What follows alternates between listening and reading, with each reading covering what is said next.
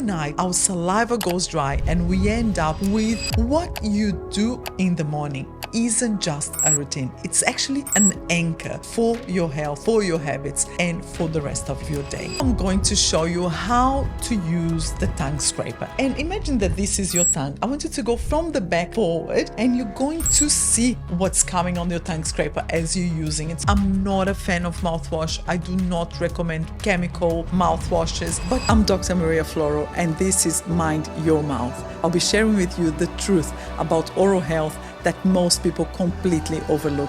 If you're ready to go beyond the basics, challenge the myths, and truly transform your well-being, let's get started. Welcome to Mind Your Mouth. If you've ever wondered what the perfect daily routine for oral health looks like and how just a few simple habits each morning and evening can drastically improve your smile, your confidence, and even your long-term well-being, then you're in exactly the right place. Today, I'm going to walk you through a science-backed step-by-step morning routine and evening routine that's not just about clean teeth, but also your whole body health. Stick with me all the way to the end because I'll be sharing the real game changers, the techniques and tips that make the difference between an average routine and a lifetime of healthy gums, fresh breath, and fewer dental visits. Plus, you get a chance to see how to use every tool in action so you can follow along at home as well. If you're new here, I'm Dr. Maria Florou, and for over 25 years, I lived and breathed dentistry, not just as a career, but as a mission to help people transform their health from the inside out. My approach blends the latest scientific research with a real respect for the body's natural healing power, always seeing the mouth as the gateway to the whole body wellness. I'm proud to be an active member of the International Academy of Oral Medicine and Toxicology and the American Academy of Oral Systemic Health. Whether you're exploring holistic dentistry for the first time or you're already a regular in this community. So if you haven't watched our previous episodes on this series, I start with episode 1 where I talk about the importance of why you should be looking after your health. On episode 2, we talk about the supplements and the things you can do at home in order to improve your general health, but also your oral health. And on our 3rd episode, I go through natural therapies to improve your oral health and overall health. Obviously, I am not your dentist and I haven't seen you as a patient. So I always recommend to my audience, make sure that you consult with your dentist or your health professional before you take any of this advice on board. So let's jump in together and build your best oral health routine, starting right now. Let's start with a truth. What you do in the morning isn't just a routine. It's actually an anchor for your health, for your habits, and for the rest of your day. So lots of research prove that people who stick to a morning oral hygiene habit slash their risk of gum disease and cavities by up to 60%, enjoy fresh breath, and also, surprisingly, report better confidence and overall well-being. In a 2023 international survey, people who brushed and cleaned their mouths every morning and evening had nearly 40% fewer dental visits over 5 years. They kept more of their natural teeth and claimed their oral health made them smile more in every sense of the word. So step 1, let's talk about step 1. And I talk a lot about this in my dental practice, but I want to share this with you. Start in the morning with tongue scraping. And why is that? Overnight, our saliva goes dry and we end up with a bigger community of bacteria in our mouth. Bacteria tend to trap more where there's more hidden areas to get in. And imagine that our tongue is very different than our cheek, for example. The cheek is very smooth, but the tongue is like a shaggy carpet. So bacteria get trapped in the shaggy parts of the tongue. So why a tongue scraper. Studies show that tongue cleaning alone can cut the levels of volatile sulfur compounds, which are those nasty odor-causing molecules.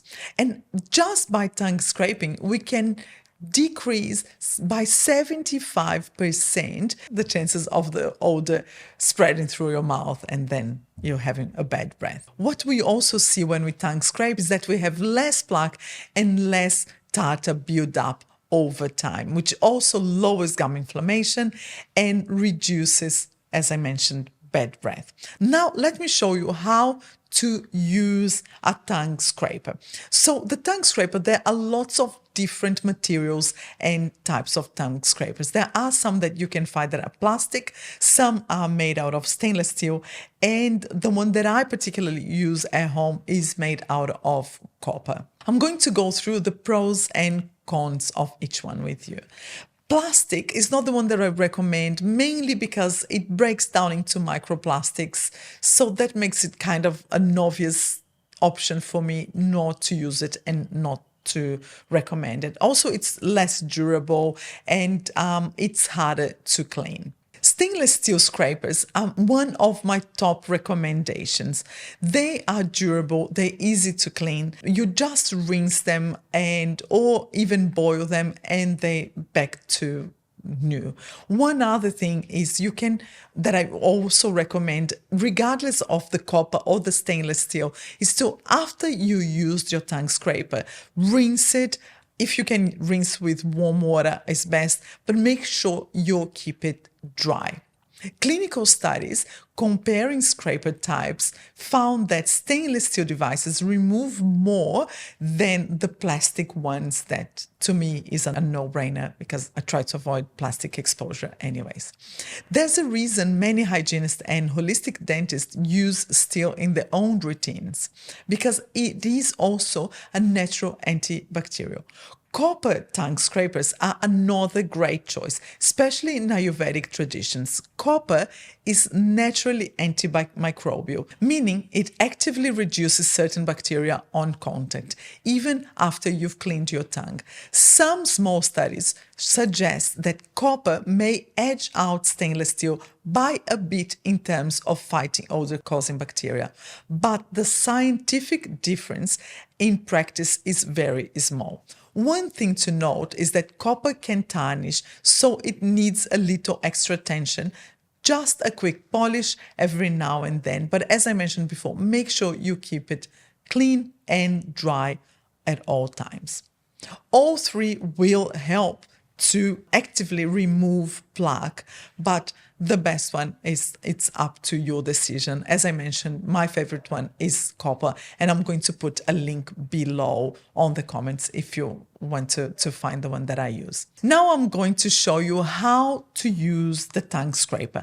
What I want you to bear in mind is that all tissues in the mouth and even the plaque is quite soft. It only becomes hard calculus or tartar after it's left for a long period of time, or in some cases behind the front teeth is where we tend to see more of that build-up forming for some people, depending on salivary pH and other things. But time is crucial. The longer we leave plaque, the harder it will become. But on the tongue, going back to our tongue scraping, it is a very delicate tissue. It is a very important thing to mention, because I don't want you to go scraping your tongue, vigorously, thinking that you're doing any benefit, because you're going to end up with a painful tongue, and even bleeding sometimes can be seen. So try not to do that. So this is what a tongue scraper looks like. And as I mentioned, this is my copper one that I recommend. What I wanted to do is actually to hold your tongue scraper, and imagine that this is your tongue. I want you to go from the side, from the back forward, and you're going to see what's coming on your tongue scraper as you're using it. So make sure you do it on all the sides here and repeat until you see that the fluid that's coming out is actually clear. As I mentioned, be gentle. Don't do it in a strong manner, because that's not going to benefit you at all. It's actually quite the opposite. Real quick, Your mouth is the gateway to your overall health, and at Casuarina Dental, our focus is on you. If you're ready for a holistic approach to dental care, book your appointment now via the link in the show notes. Now, back to the episode. All right, step 2 now, oil pulling.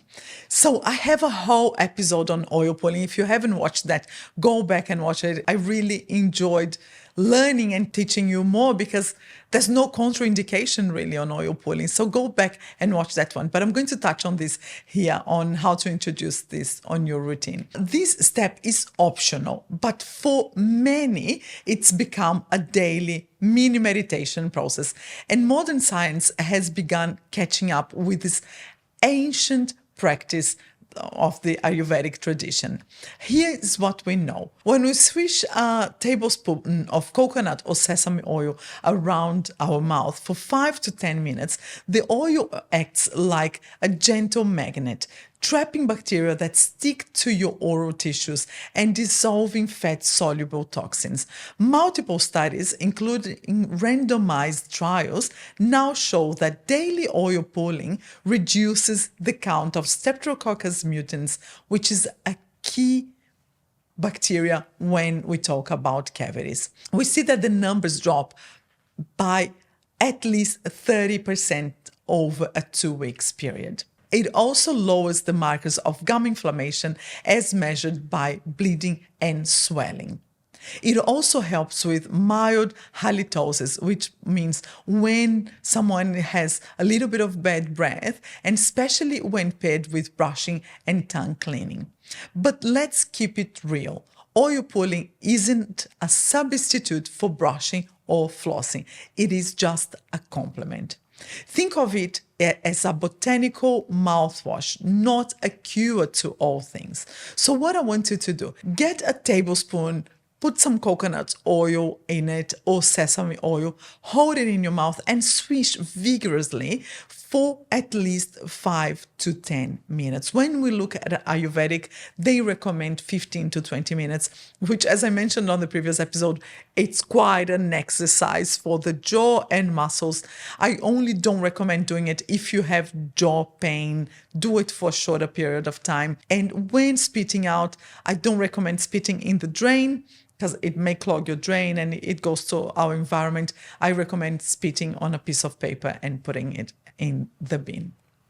You can also add a drop of spearmint oil just to refresh the breath, or some lemongrass oil, which also has been proven to be good for oral health. Oil pulling is not for everyone. Some people don't like the texture or the taste of it, so it is up to you. I'm here to inform you of how you could benefit from those practices, but what you're going to implement is entirely up to you. Now, look, I think all of them are my favorites, but the water flosser, I love the water flosser. Just for you to have an idea, when I started my own practice, I bought a water flosser for everyone in my family because I see the results and the changes in patients' mouths, and I feel the difference myself. So what is a water flosser? When I'm introducing a water flosser to my patients, what I tell them is that you can either floss with a long string, like we see most commonly, but the water flosser works like a mini water pressure machine. Let me just get one here to show you. This is the brand that I use and recommend, and I'll also put this on the link below, but I want you to learn how to use this effectively. It comes with a little tank of water, and you just fill this with either lukewarm water or room temperature. It's entirely up to you. The way of using it though, don't push the button because there's water coming under pressure, so you don't want to splash that all over your bathroom. What I tell my patients to do normally, start using this in the shower because it will tend to get messy. Until you get the hang of it, until you know what you're doing, then you can move to the sink. But my recommendation, start in the shower. I'm going to get one model here to show you how to do this. So the way that I recommend my patients, I start from the back of the back teeth. So push the button once this is already inside the mouth. Push the button, go squirting water under pressure. Imagine that you have like a pen or pencil and you underline the gums. Don't point up to the gums, but go on a perpendicular angle, like almost like a 90-degree angle towards the gums, and just do it like that. And in between the teeth as well. So just go underline the gums and in between the teeth. So just try to go from the back, underline your gums as if you had a pen in your hands and you just underline where your gums are and in between your teeth. One tweak that makes a difference is if you do that and you actually point to the back tooth and then move this a little and point to the front, underline the gums, and keep going. Don't do this just on this part, but go on the inside as well. So I start from here, from the back, and then I go on the inside, and I do go underline my gums and in between the teeth, underline the gums and in between the teeth, top and bottom jaw. So it's really proven to remove a lot of plaque. Some people prefer doing both flossing and water flossing. It is entirely up to you, depending on how you feel, the space between your teeth, but this is amazing. The sequence that I want to talk to you about is start with the tongue scraper. So it's the sequence of the video here. Start with your tongue scraper, do your water flosser, then brush, and then do oil pulling if you decide to go for that fourth step. A few critical facts from research. The ideal brushing time is at least 2 minutes. Let's not cut that short. A lot of the new electric toothbrushes now come with a timer and they buzz when you reach those 2 minutes. Some, like this one, will buzz when we reached 1 minute. So I know that it's time to swap from the top jaw to the bottom jaw, but most of them will have at least a 2 minutes timer. If you're brushing manually, 2 minutes of brushing. Now let's talk about choosing the right electric toothbrush or manual toothbrush if you decide to go for that. So let's talk about the manual toothbrush first. If you go to if your decision is to have a manual toothbrush, know that you must have a toothbrush with soft bristles. I normally recommend soft bristles and small head. Don't buy those big toothbrushes with big heads thinking that you're going to do a better job, because in fact you end up missing more areas or actually damaging your gums and teeth. So focus small toothbrushes where you can reach the very back tight spaces of your mouth. When we talk about electric toothbrush, I'm also going to put the link below for all the toothbrushes that I'm going to talk about here.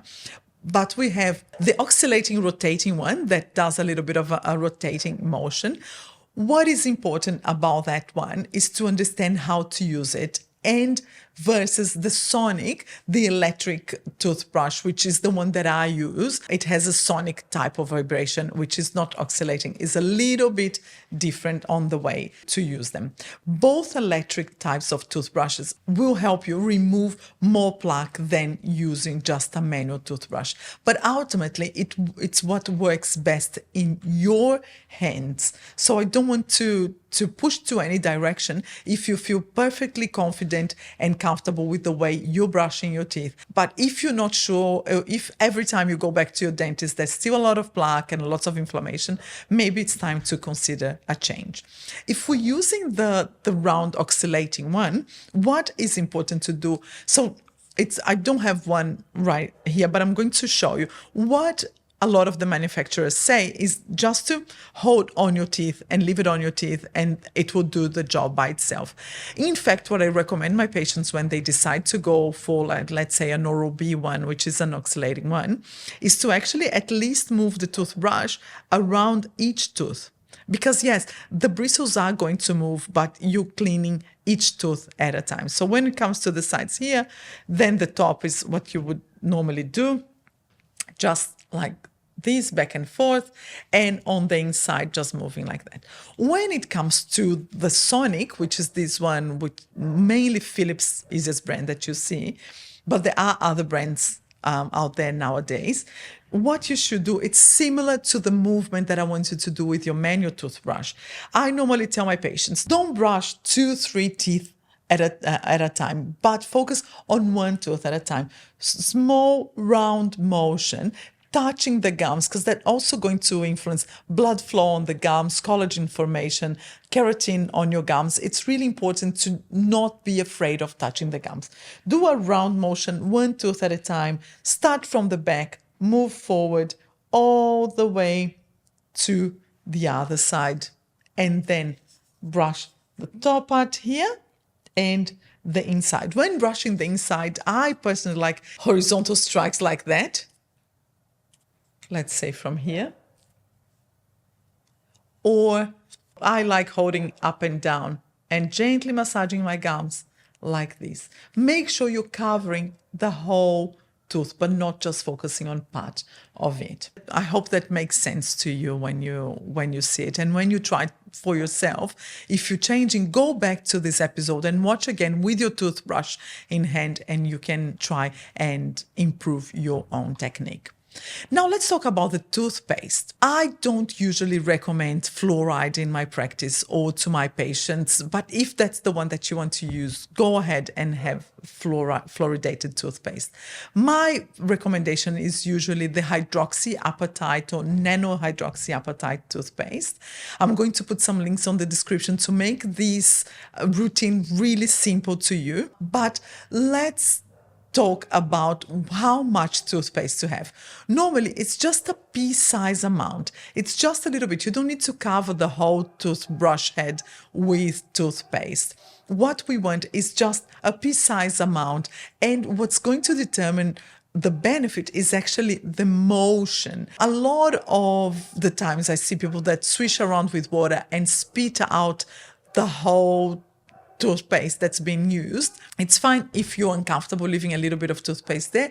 I would recommend, especially at nighttime, if you could not rinse and just spit out the excess, but leave a little bit of the paste there, especially depending on the quality of the toothpaste that you have, especially if it has nanohydroxyapatite or xylitol and things like that. It is really good to have a little bit of that in your mouth to feed the good bacteria and to help strengthen the enamel. When we talk about mouthwashes, a lot of people ask me about mouthwash, and I'm not a fan of mouthwash. I do not recommend chemical mouthwashes, but gentle salt water rinses are proven to be good.